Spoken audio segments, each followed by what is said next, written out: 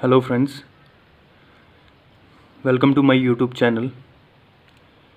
सबसे first lecture में मैंने आपको history of the code, substantive law क्या है, प्रोसीजरल लॉ क्या है और रिलेटेड उसका enactment, scheme of the code, ये डिस्कस करवाए थे।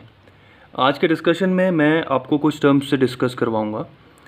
ये जो टर्म्स हैं, दीज आर टर्म्स, ओके, और the judicial terms.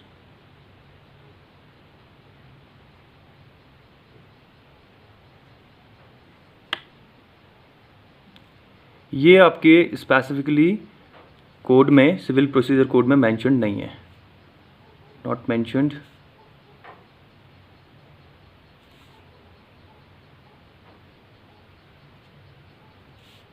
In CPC. But ये जो वर्ड्स हैं, ये जो टर्म्स हैं, फ्रीक्वेंटली यूज़ होते हैं कोड में। सो सीपीसी की बेटर अंडरस्टैंडिंग के लिए ये वाइटल है कि हम लोग ये टर्म्स को फैमिलियर कर लें। सो बिफोर गोइंग फर्दर, मैं एक केस डिस्कस करवाऊंगा आपसे। वो केस में सुप्रीम कोर्ट ने क्या कहा रिलेटेड टू दीज टर्म्स, वो मैं पहले डिस्कस करवाता हूँ। देन उसके बाद वन बाय वन मैं आपसे हर एक टर्म, जुडिशियल टर्म्स की बारे में बातें करूँगा। तो वो जो केस है, वो केस मैं आपके सामने लिखता हूँ।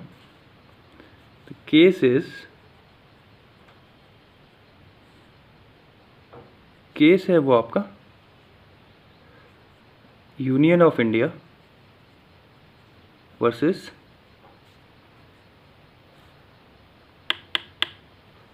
Harjeet Singh Sandhu. Harjeet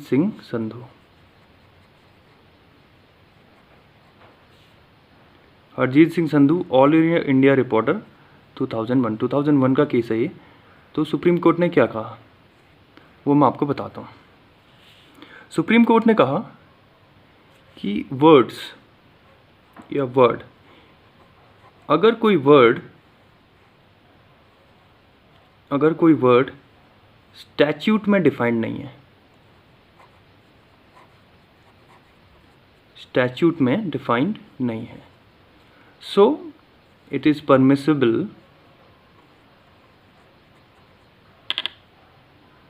then it is permissible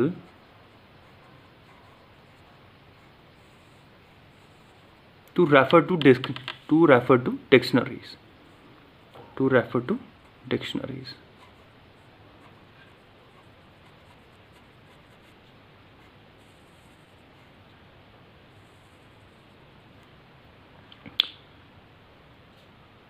To find out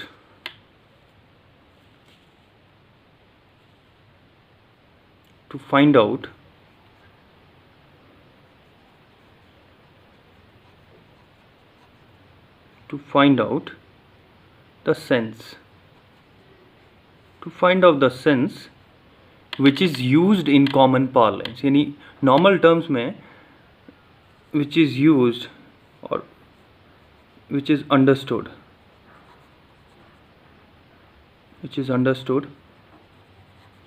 in common parlance, normal language में फिर जो वर्ड यूज़ होगा या डिक्शनरी में जिस सेंस में वो वर्ड गिवन होगा, हम लोग उसको यूज़ करेंगे। So let me define it. So if a word is not defined in statutes, then it is permissible to use dictionaries to find out the sense which is understood in the common parlance. So ये case है, ये एक statement है supreme court का। अब supreme court के statement के बाद मैं आपको एक एक करके टर्म्स जो है, will discuss all the terms related to the CPC, Civil Procedure Code. So let me define the first term. Okay, we'll discuss the first term, and the first term is the affidavit. Civil court पे हम लोग जाते हैं तो affidavit जो है हमको file करना होता है। तो वो एफिडेविट आज टेक्निकल सेंस में देख लेते हैं कि एफिडेविट होता क्या है। ओके, सो मैं एफिडेविट बताता हूँ आपको एफिडेविट क्या होता है। सो एफिडेविट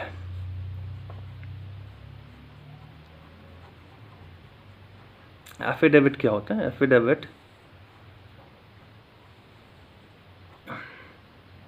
इज डिफाइंड एज, और affidavit is a declaration. Court में जाते हैं तो डिक्लेयर करते हैं, लेकिन क्या डिक्लेयर करते हैं? What kind of declaration? Okay, so declaration of facts, and these facts reduced to writing. Facts अगर दे रहे हैं तो वो राइटिंग में रिड्यूस होने चाहिए। एंड थर्ड, और जो कि काफ़ी इसेंशियल है, and these facts which are finally reduced to writing must be affirmed,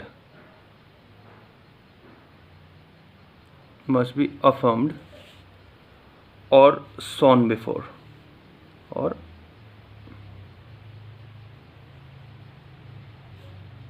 कौन अफर्म करेगा इनको? कौन अफर्म करेगा इनको? अफर्म करेगा officer, is from by an officer. Okay, और ये ऑफिसर इज, कौन ऑफिसर होगा? This officer, okay, is authorised और जुडिशियली ऑथराइज्ड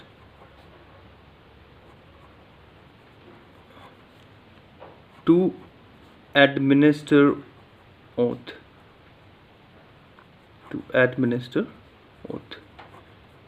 okay.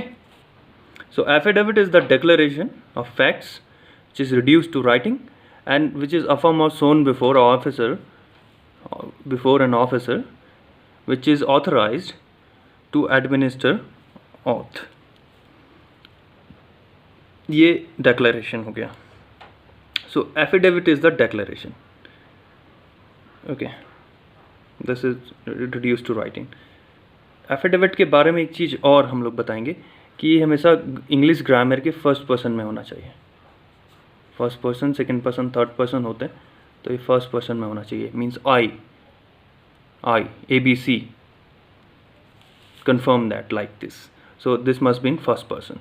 और सबसे कॉमन बात ये है, और जो काफ़ी इंपॉर्टेंट बात है एफिडेविट के बारे में, कि एफिडेविट में जो डिक्लेयर कर रहा है वो सिर्फ स्टेटमेंट को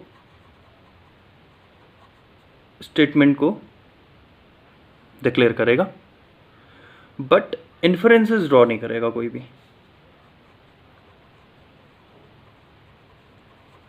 Inferences mean conclusion, because the function of drawing inferences is mainly the work of judiciary, हमारा नहीं है काम। So affidavit में statement होना चाहिए। let me put it a arrow over here, this but not this, ये आपका नहीं होना चाहिए। ओके, सो ये एफिडेविट के बारे में हो गया डिस्कशन। चलिए, अब एफिडेविट ख़त्म, अब मैं सेकंड चीज़ बता रहा हूँ आपको। एफिडेविट के बाद अब हम लोग डिस्कस करेंगे सेकंड इज़ द अपील। और अपील आपको पता है कि मोर ऑफन अपील यूज़ होता है डेफिनेशन में, तो अपील देख लेते हैं।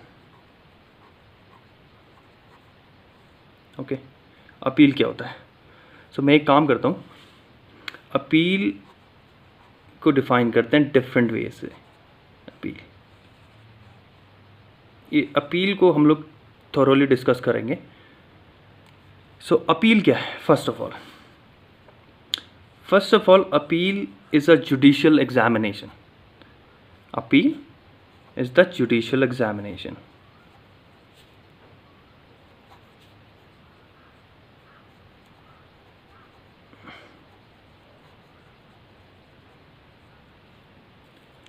Appeal is the judicial examination.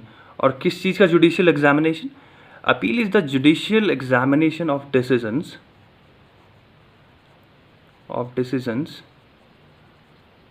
by higher court,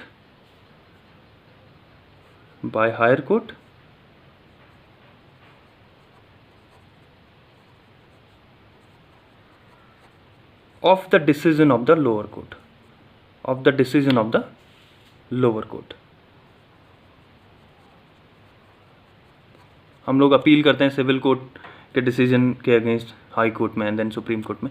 so appeal means, एक मीनिंग अपील का ये होता है कि appeal is the judicial examination of decision by the higher court of the lower courts, means of the decision of the lower court.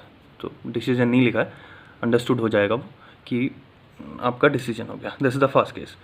Appeal को second terms में हम लोग और डिफाइन कर सकते हैं। अपील का एक और मीन है, तो मैं अपील का, दिस इज फर्स्ट केस, एक सेकंड सेंस में लेता हूँ मैं अपील को। Appeal is also a complaint, appeal is also a complaint.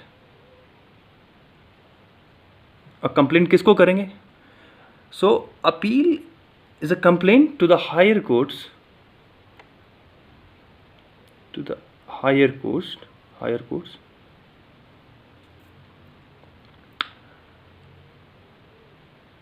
against the decree passed by the lower courts, against the decree passed by the lower courts।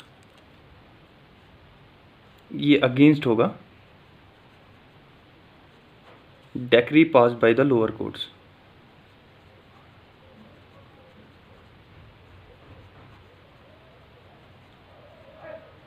Okay, so appeal का means हो गया। एक और mean है आपका जिसको मैं देखूंगा, हम लोग डिस्कस करेंगे। Appeal is also, third point और थर्ड डेफिनेशन आप बोल सकते हैं मोर स्पेसिफिकली हम लोग अपील के बारे में ये बोल सकते हैं, that is this three appeal. So appeal is also a remedy।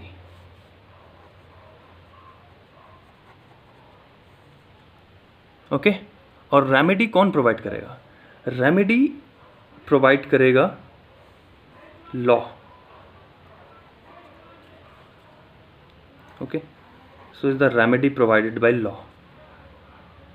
Okay, to set aside और to cancel, to set aside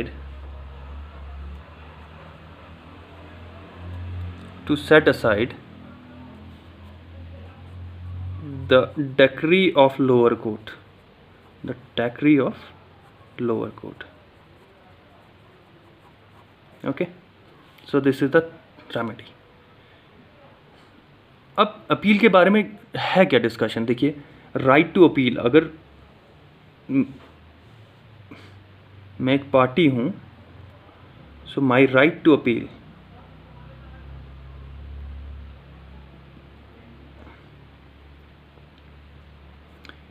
ये राइट टू अपील, ये राइट टू अपील स्टैट्यूट्स ने क्रिएट किया है, स्टैट्यूट्स ने क्रिएट किया है।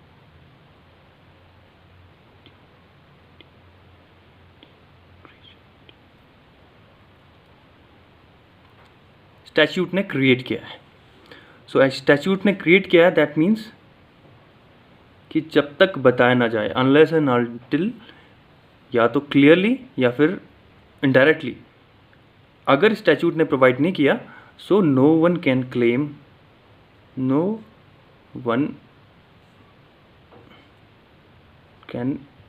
Claim it.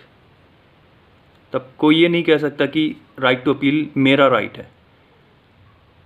सो जब तक स्टैट्यूट्स में प्रोवाइडेड नहीं होगा, no one can claim it. Okay, this is the case. Now the next means, एक और हम लोग बोल सकते हैं, एक और पॉइंट अपील के रिस्पेक्ट में, ये एक वेस्टेड राइट है। ओके, राइट टू अपील, और अपील क्या है? एक वेस्टेड राइट है। अच्छा, वेस्टेड राइट का मीन्स क्या होता है? कि सिर्फ स्टैट्यूट्स ही इसको ले सकती है, मतलब लॉ बुक्स जो होती है हमारी, कैन ओनली टेक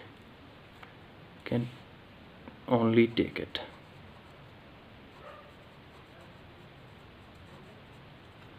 ओके, सिर्फ स्टैट्यूट्स जो हैं हमारे, वो ही इसको ले सकते हैं।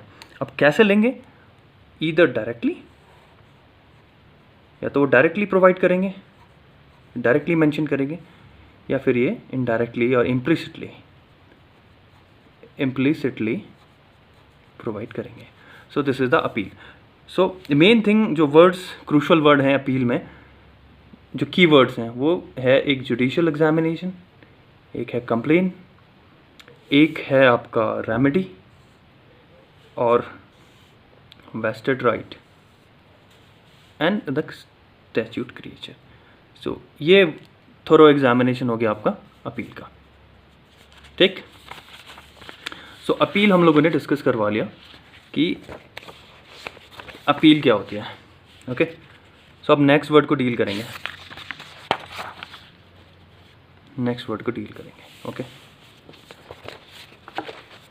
अब नेक्स्ट पॉइंट पे अगर हम लोग बढ़ते हैं, सो द नेक्स्ट कॉन्सेप्ट और जो नेक्स्ट डिस्कशन इज, हम लोग बात करेंगे, next discussion is of, the next word is cause of action, is cause of action, third. Okay, अब देखिए कॉज ऑफ एक्शन क्या होता है। सो कॉज ऑफ एक्शन क्या है? कॉज ऑफ एक्शन,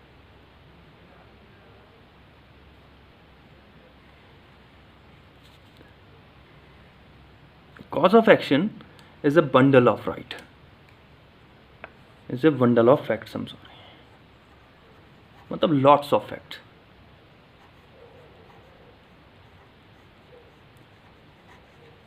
और ये फैक्ट्स किसको चाहिए होंगे? जो केस फाइल कर रहा है, जो सूट फाइल कर रहा है। So this bundle of facts, okay, which is required bye plaintiff, which is required bye plaintiff, और प्लेंटिफ से ज़्यादा बेटर बोलेंगे हम लोग पार्टी। ओके, प्लेंटिफ भी गलत नहीं हुआ, बट जनरल सेंस में पार्टी हुआ। So cause of action, but specifically बोले तो प्लेंटिफ ही होगा, बिकॉज प्लेंटिफ ही होता है जो first of all case file करता है, तो plaintiff correct. The bundle of fact which is required by the plaintiff to prove,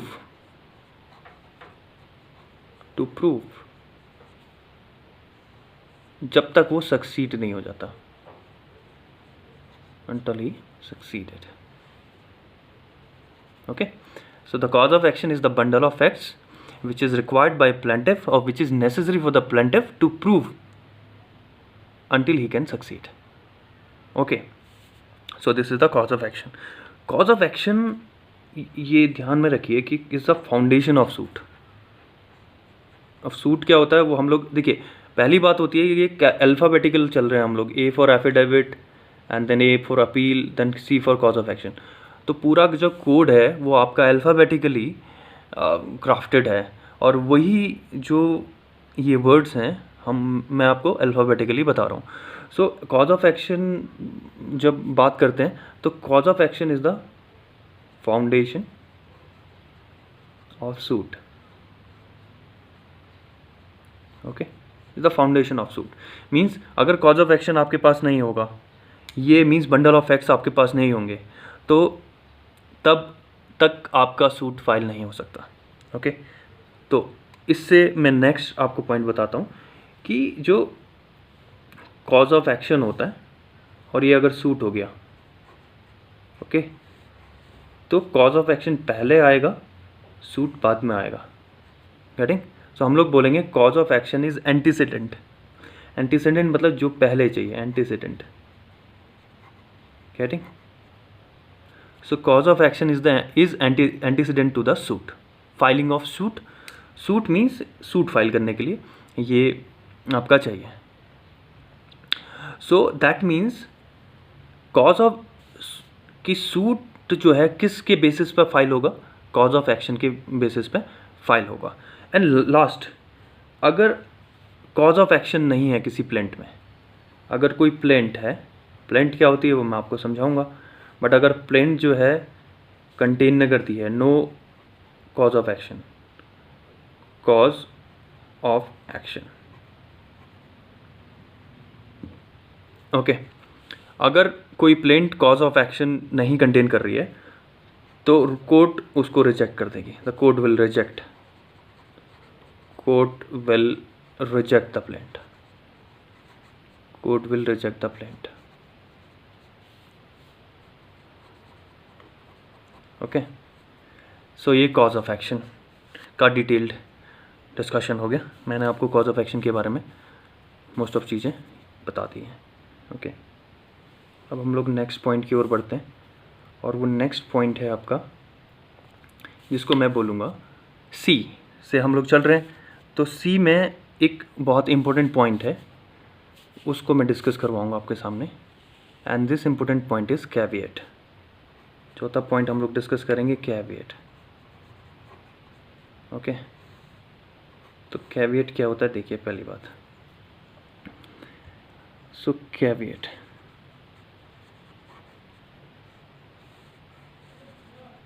caveat is क्या होता है, आप रिक्वेस्ट करेंगे तो caveat is an official request.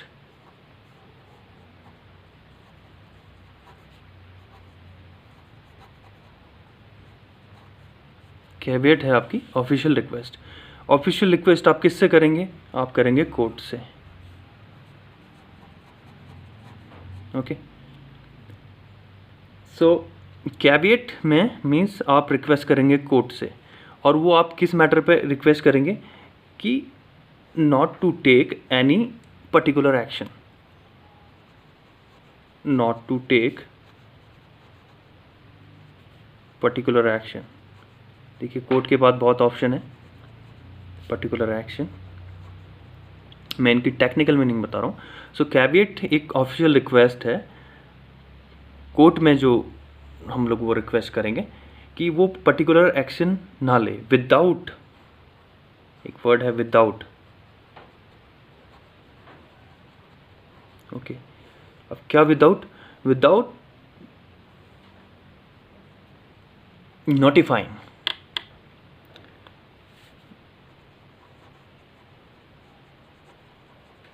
person who lodged the caveat, person who lodged the caveat। Okay, suppose करो अगर मैं caveat launch कर रहा हूँ तो दैट मीन्स मैं कोर्ट में एक ऑफिशियल रिक्वेस्ट या कोर्ट से एक ऑफिशियल रिक्वेस्ट कर रहा हूँ कि कोई पर्टिकुलर एक्शन ना लिया जाए विदाउट बिना मेरे को इन्फॉर्म किए हुए, बिना मेरे को इन्फॉर्म किए हुए। सो अगर मैं ओनर हूँ किसी लैंड का और कोई डिफेंडेंट है, कोई दूसरा पर्सन है जो कि मेरा कंटेंडर है कोर्ट में, और कोर्ट मेरे से पूछे बिना एक ऑर्डर पास करके वो लैंड उसको प्रोवाइड कर देती है, सो उसको उस प्रॉब्लम से बचने के लिए मैं कैविएट लॉन्च कर लूँगा पहले ही। अगर मेरे को पता है कि मेरा डिफेंडेंट ये एक्शन लेने वाला है तो मैं कैविएट लॉन्च करूँगा। दैट मीन्स मैं ऑफिशियल रिक्वेस्ट करूँगा कोर्ट से कि जब तक आप मेरे को नोटिफाई ना कर दो तब तक आप कोई पर्टिकुलर एक्शन ना लो, या विदाउट मेरे को सुने बिना आप वो पर्टिकुलर एक्शन ना लो। सो ये कैविएट का मीन्स है। ओके, तो अब नेक्स्ट कॉन्सेप्ट की ओर बढ़ेंगे, या नेक्स्ट टर्म की ओर बात करेंगे हम लोग, that fifth term. Okay, so the fifth term is, अब कैविएट हम लोगों ने देख लिया है, कैविएट के बाद हम लोग देखेंगे सिविल क्या होता है। ओके, अब बात करेंगे सिविल क्या होता है। तो सिविल क्या है,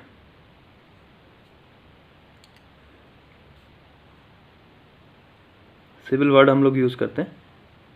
सिविल क्या है, राइट्स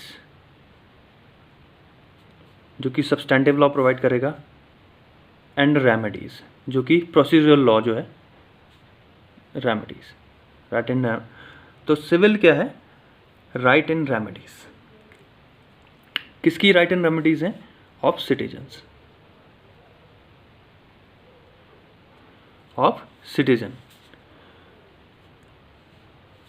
विदाउट इंक्लूडिंग, और इसमें कौन सी चीज़ें इंक्लूड नहीं होंगी, इसमें क्रिमिनल,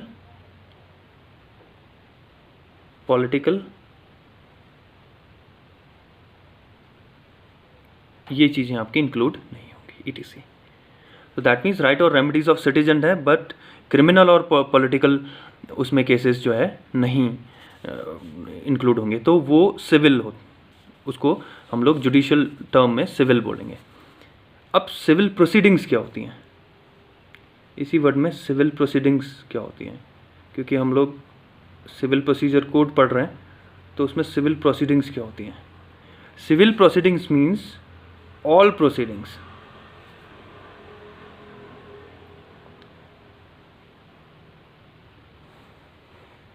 ओके, ऑल प्रोसीडिंग्स कहाँ हैं, कहाँ होंगी ये, इधर ना court of law.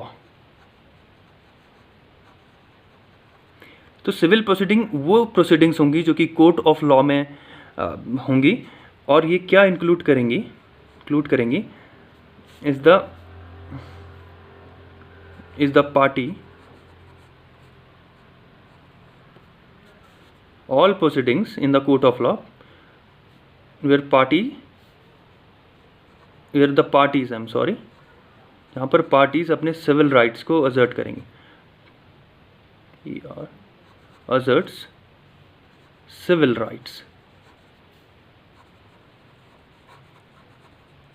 okay, so all proceedings in the court of law where parties asserts civil rights, और civil rights assert करेंगी parties according to the civil laws, okay। चलिए नेक्स्ट कॉन्सेप्ट पढ़ लेते हैं, नेक्स्ट टर्म पढ़ लेते हैं। The next term is court. तो कोर्ट क्या होता है वो देख लेते हैं। देखिए IO अल्फ़ाबेटिकली चल रहा है, CNI के बाद O, तो कोर्ट के बात कर लेते हैं कि कोर्ट क्या होता है। कोर्ट को अगर हम लोग नॉर्मल सेंस में इस डील में डील करेंगे, so court is a place where justice is administered. Court is a place where justice is administered. Justice is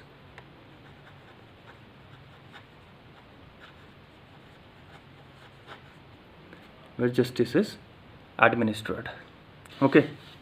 यहाँ पर जस्टिस किया जाता है वो कोर्ट है। To be a court, court होने के लिए क्या होगा, कोर्ट होने के लिए क्या होना चाहिए, to be a court, to be a court, sorry, to be a court the person constituting, जो पर्सन होगा कोर्ट होने के लिए, जो पर्सन होगा जो entrusted with civil right, I'm sorry, judicial powers,